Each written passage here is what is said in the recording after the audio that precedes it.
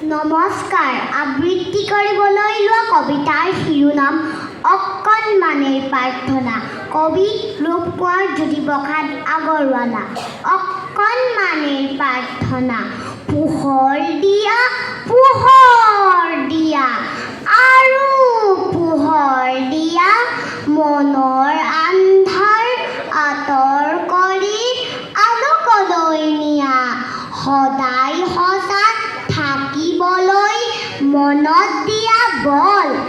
আমাৰ হিয়াত জ্বলক তোমাৰ জ্যোতি জলমল। সুন্দৰ তুমি য'তেই আছা, আমাক মৰম দিবা। সোণপুৱতি বেলিৰ আঁৰত থাকি হাঁহিবা। তৰা জোনৰ সিপাৰতো দূৰণিতো আমাক খলে নাপাহৰিবা। যাম কোনফালে পৃথিৱীখনত, কৈ যাবাহি ৰাতি সপোনত।